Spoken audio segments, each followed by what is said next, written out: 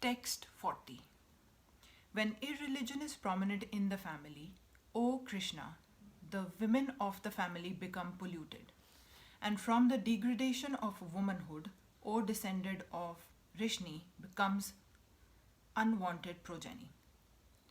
Good population in human society is the basic principle for peace, prosperity, and spiritual progress in life.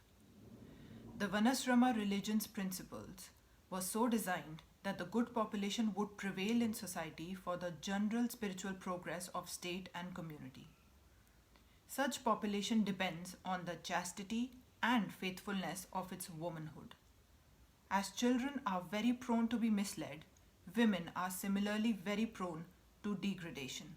Therefore, both children and women require protection by the elder members of the family.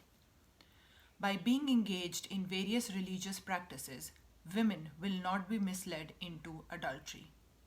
According to Kanakya Pandita, women are generally not very intelligent and therefore not trustworthy.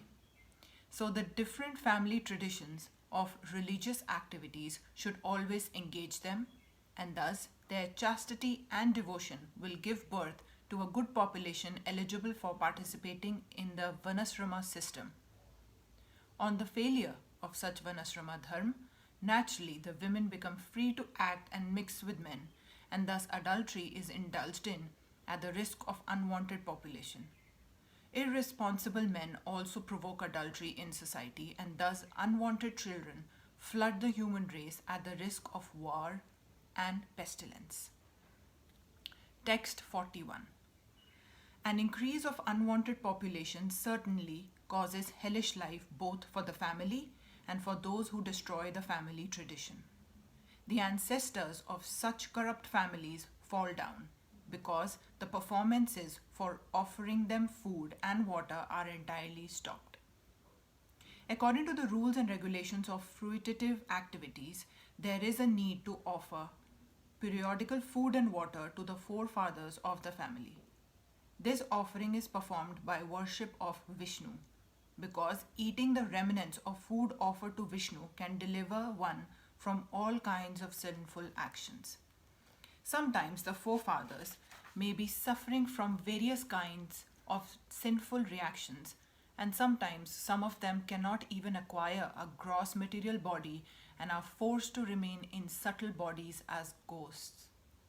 Thus, when remnants of prasadam, food, are offered to forefathers by descendants, the forefathers are released from ghostly or other kinds of miserable life.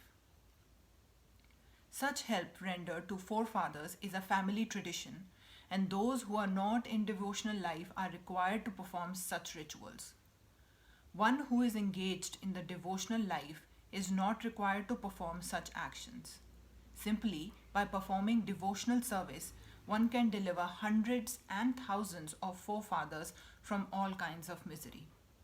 It is stated in the Bhagavatam, anyone who has taken shelter of the lotus feet of Mukund, the giver of liberation, giving up all kinds of obligation, has taken to the path in all seriousness, owes neither duties nor obligations to the demigods, sages, general living entities, family members, humankind, or forefathers.